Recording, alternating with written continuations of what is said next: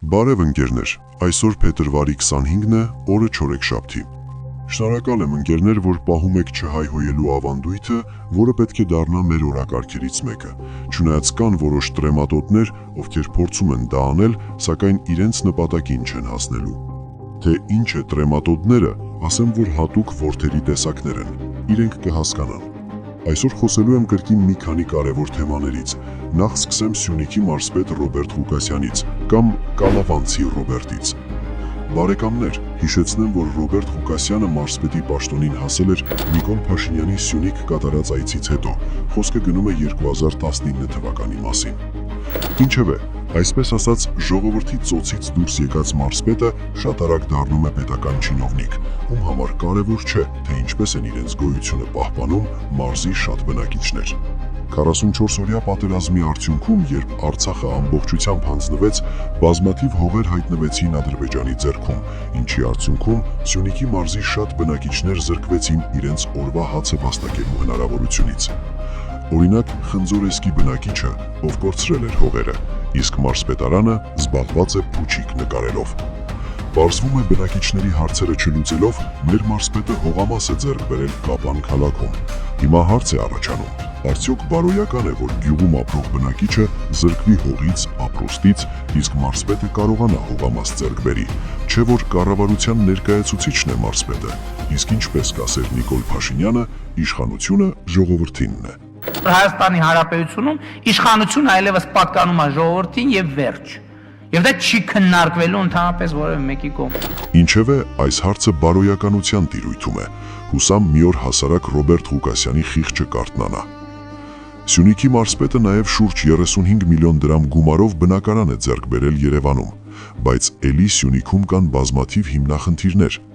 Ընկերներ, հիմա անցնենք Մեծամոր համայնք ու համայնքապետ Էդգար Հովհաննիսյանին հարցեր ուղղենք, թե ինչպես է ստացվել, որ քո համայնքում կա համայնքապետարանին պատկանող հողամաս, որը աղբանոցի եք վերածել, դրանով առաջացնելով քաղաքացիների զայրույթը, իսկ քո աշխատողները ստում են, թե դա համայնքային հող չէ, սեփականատեր ունի։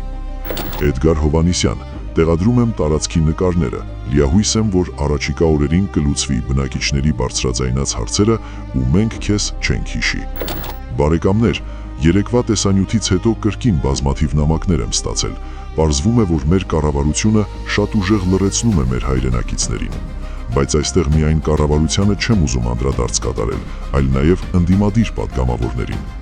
Հիմա կրկին ֆեյքերը կսկսեն, թե բա հայը Նիկոլի, Միշիկի, Ռոբի պրոյեկտ է, բայց կարևորը այն է, որ մեր հայրենակիցների խնդիրները լուծվեն։ Ինչու եմ անդրադառնում ընդդիմադիրներին։ Բոլորը միաբերան բղավում են, թե Արցախից բռնի տեղահանված մեր հայրենակիցների հարցերը չեն լուծում։ Իսկ դուք, տիկնայք եւ պարոնայք, արդյոք պատրաստ եք հրաժարվել ձեր պարգևավճարներից եւ լուծել օրվա խնդիր ունեցող մեր հայրենակիցների հարցերը։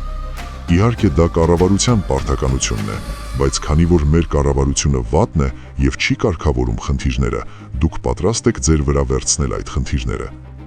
Հիմա անցնեմ բուն թեմային։ Գինեսի բազմակի ռեկորդակիր Աշոտ Խանոյանի մեքենան եւս մնացել է Արցախում, ով լինելով ջավախքից եկել եւ պայքարել է մեզ բոլորիս համար, մասնակցելով 44-օրյա պատերազմին։